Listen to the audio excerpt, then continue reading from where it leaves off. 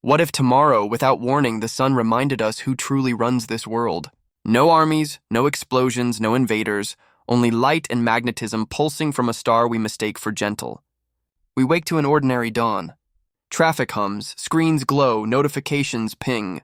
Above the blue, 150 million kilometers away, something ancient stirs. Magnetic fields twist like ropes drawn too tight. They snap. A white-hot scar flashes across the solar surface. In that instant, a storm is born, a solar flare, followed by a coronal mass ejection, a billowing cloud of charged plasma racing toward Earth at millions of kilometers per hour. Most of us never think of the sun as dangerous. We picture warmth, summer, gardens, the lazy gold of afternoon. But the sun is a living furnace, a sea of plasma threaded by magnetic lines as wild as lightning frozen in motion. Every 11 years, its global magnetic field flips like a coin. Order becomes chaos, then settles again. On its surface, sunspots bloom, dark knots larger than Earth packed with energy.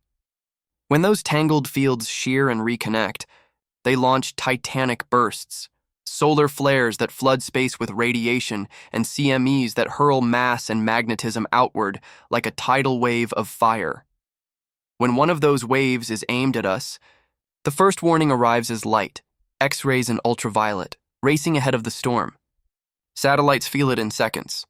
On Earth, we see nothing yet, but control rooms ping, models update, clocks begin counting down.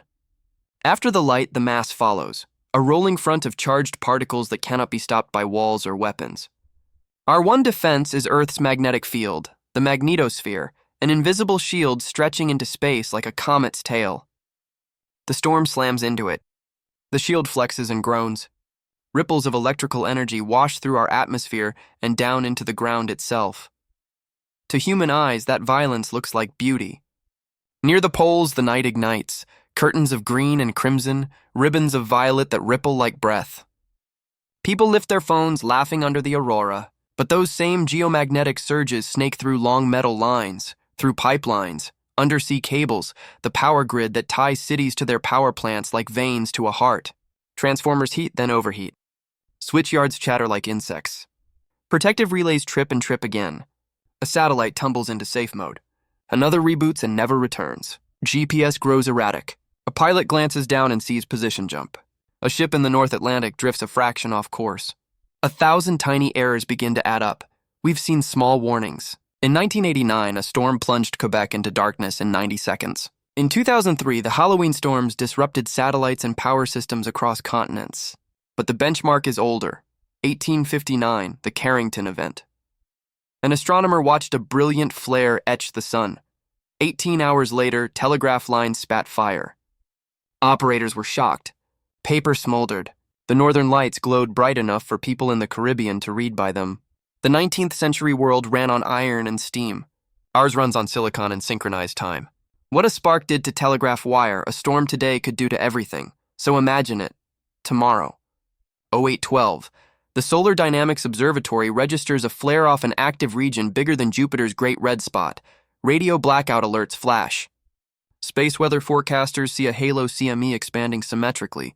It's headed straight at us. Impact window 16 to 24 hours. Airlines cancel polar routes to reduce radiation exposure.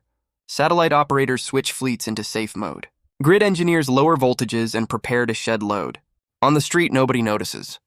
Coffee is poured. Playlists stream. Day rolls on. 2347. The leading edge hits.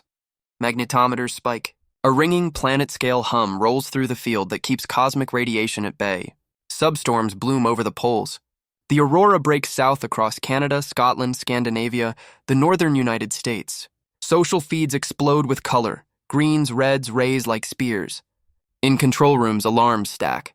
A weather satellite drops to firmware recovery. A communications bird reports single event upsets in memory. Ground tries to rewrite code across a link filled with noise. On Earth, long transmission lines begin to carry geomagnetically induced currents, currents nobody ordered, driven by the sky. A handful of extra amps becomes thousands. Oil inside a transformer sizzles. A bushing cracks like ice. Somewhere in the network, a loud flat bang turns night to day for a heartbeat, and a city block goes black. 2:31. A second wave couples into a vulnerable corridor and cascades across a regional grid. Plant operators act fast. islanding where they can, but the system was designed for weather and demand, not for a star throwing a tantrum. In minutes, the outage map looks like a bruise spreading across a continent. Hospitals pivot to generators. Some succeed, some cough to life and die. Air traffic controllers report patchy comms as HF radio flutters. GPS, the silent clockwork heartbeat of modern life, loses precision.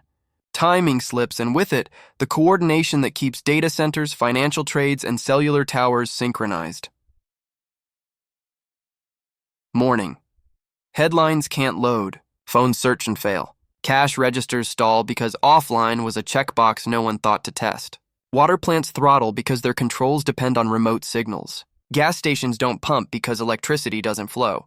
It is an apocalypse. Buildings still stand, people still breathe. But the nervous system of civilization, the moving pulses of electrons that tell machines when and how to act, has a fever. And nobody can say how high it will spike before it breaks. Could a single solar storm end civilization? Probably not. Humans are stubborn. We rebuild. But could it bruise us so deeply that recovery takes years? Yes. Transformers for the highest voltage lines are custom giants with lead times measured in months or longer. Launching replacement satellites takes money and windows. Rebuilding trust in networks is slower than tearing them. Economists place the first month losses in the trillions, but money is an easy measure. The harder one is time. Surgeries delayed, crops not irrigated, families calling into silence. You might ask, why don't we just shield everything? We try. Satellites use radiation-hardened components. Grids add series capacitors and neutral blocking devices. Operators plan procedures to dump load, to ride through, to restart. Space agencies watch the sun with SOHO and SDO.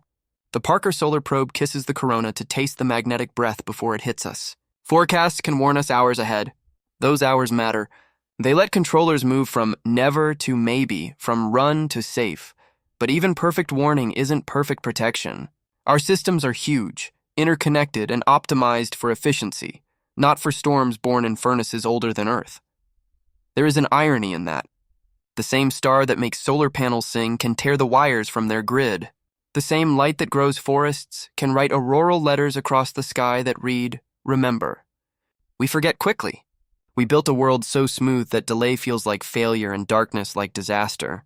A storm would teach us patience again. It would turn cities into places where people talk face to face because the networks that bind us went quiet.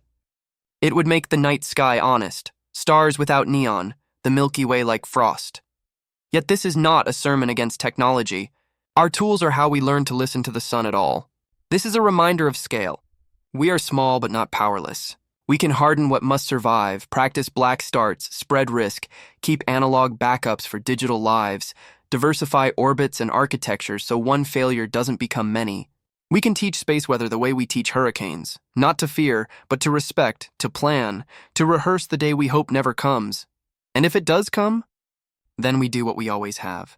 We light candles and fix wires. We boil water and rewrite code. We build new birds and send them to the sky.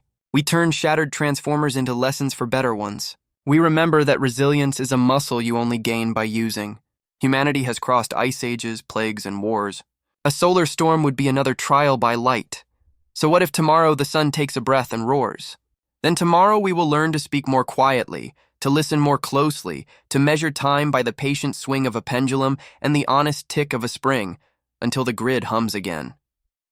And as the aurora fades and screens come back to life, we might hold two truths at once, that we are brilliant and that we orbit a brilliance far greater, that we can shape our world, and that we live beneath a sky that can shape it in a single night. Every sunrise is a promise and a warning. The promise is warmth, photons, life. The warning is power, older, wider, indifferent to our schedules. We survive by honoring both. If a great storm comes, it will not be the end of the story. It will be a chapter written in green light and radio static, followed by hands and tools and patience and the quiet courage of starting again. And when the next ordinary dawn arrives, the world will feel a little more fragile, and therefore, a little more precious.